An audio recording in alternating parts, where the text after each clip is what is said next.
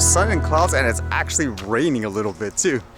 Man, last night with the rain, there was like a huge thunderstorm or something. It was so loud. And what's going on today? It's kind of interesting reading this one, where apparently in Alberta, they said the government was planning to use a drone to monitor people, and afterwards they, I guess, claimed they didn't know anything about it. This one here says, Alberta government planned to use drones to monitor campers on Crown lands abruptly cancelled. Days after the Alberta government posted a proposal to use drones to spy on campers on Crown lands this summer, its plan has been grounded. A request for business proposals was first issued by Alberta Environment and Parks Friday to have a contracted drone operator on standby, primarily during holidays and weekends, to help detect campfires, off-highway vehicles in restricted areas, and gatherings of 10 or more individuals. So initially, I guess public bidding was posted, but then it was taken down because it says Environment and Parks Minister Jason Nixon said in a statement Tuesday that as soon as he became aware of it, he instructed his department to suspend the call for bids, saying here, quote, "This request was not reviewed or approved by me or my offices before it was posted. I have been clear with my department that while drones are an effective and cost-effective tool for wildfire monitoring and search and rescue assistance, they must never be used to encroach on privacy," he said. And I guess with that, people are saying they don't believe him because they're saying it must have gotten across to him in some form. It brings up that funny point again that a lot of, I guess, drone operators or recreational flyers have been saying over-the-top regulations and stuff, they don't solve that problem of this fear-mongering, that ludicrousness of, oh, a guy or a kid flying a toy drone's gonna spy on you and all that. It's basically like here, like a government official that has the idea to do stuff like that for monitoring and all that. And it makes me think, because in reading, I guess, more news about that Bill C-10, it made me interested whether or not they're going to approve it, one, and who are the people who are actually supporting this. It's kind of interesting to try to understand the other side of their perspective. So this one here says, it's about promotion of Canadian choices. Witness tells committee Bill C-10 does not impede freedom of speech. Allowing the broadcast regulator to force social media platforms to show more Canadian content to users isn't a freedom of speech issue, expert witnesses told MPs Monday, as a separate group of academics urged the government to ensure such measures don't harm access to an open internet. Companies already use algorithms to decide what posts Canadians are presented with when they open up platforms like YouTube, and Canada should take the opportunity to ensure those algorithms also promote cultural objectives. Two members of the advisory panel, whose work led to Bill C-10, said at a parliamentary committee meeting. Algorithms operated by companies like Amazon and Netflix aren't neutral and driven purely by consumer preferences, said Janet Yale, who headed the Broadcasting and Telecommunications Legislative Review panel. Once we acknowledge that algorithms are not agnostic, then it's really a question of, does cultural policy have a role to play in ensuring Canadian choices are available in a world of, quote, unlimited amounts of content, Yale said. That's just a simple principle of discoverability, and it's not about interfering with freedom of choice, it's about promotion of Canadian choices, she said. So from reading this, their argument is they're protecting, I guess, everybody, like a person like myself, because the evil corporations, they have all these algorithms, they're suppressing, I guess, a person like me, and I guess this enables them to stop that, so to speak.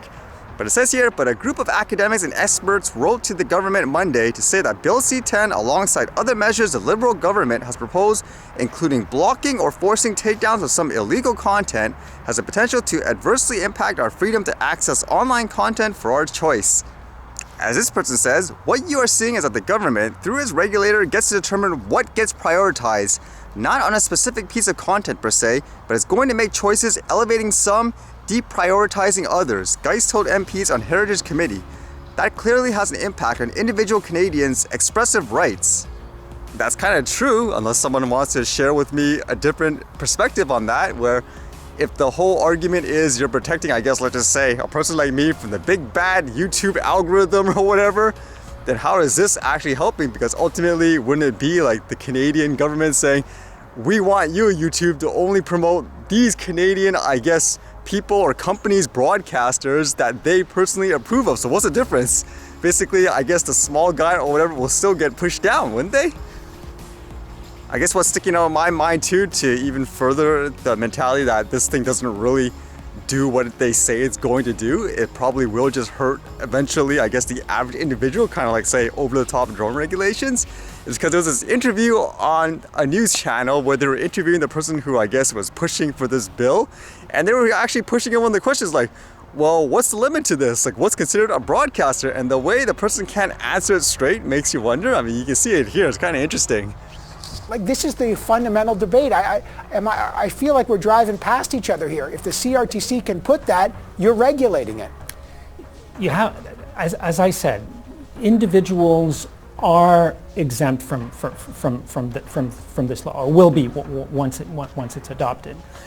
And what we want to do, this law should apply to people who are broadcasters or who act like broadcasters. So if you have YouTube channels with millions of viewers and you're deriving revenues from that, then at some point the CRTC will be asked to put a threshold. But we're talking about broadcasters here. We're not talking about everyday citizens posting stuff on their YouTube channel. It has to have a material, I mean, the criteria here, I think you're looking for it, it has to have a material impact on the Canadian economy.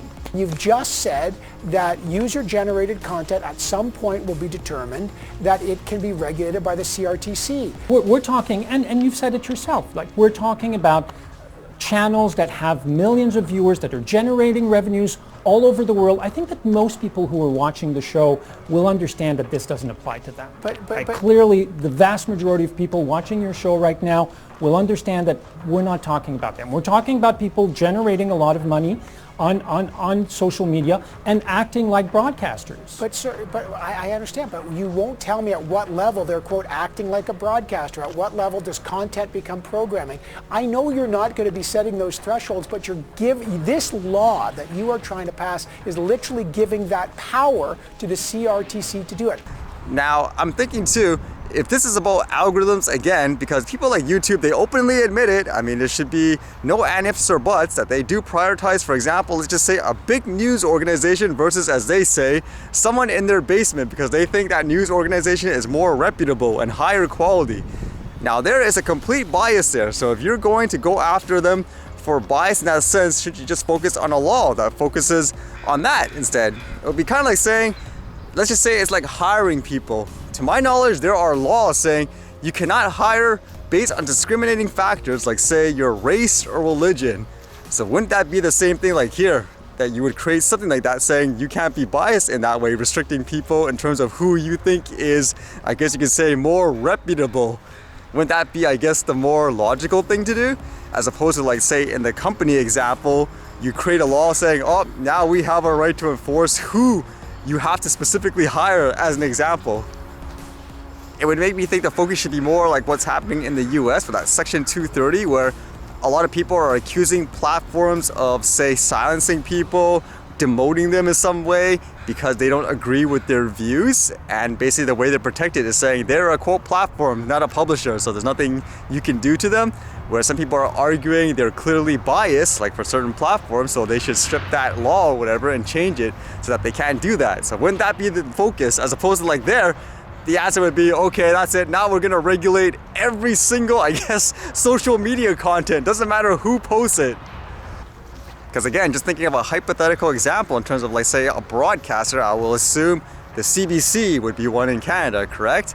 And let's just say there's some, I don't know, news organization or something like that on a platform. Let's just say they have 1 million followers.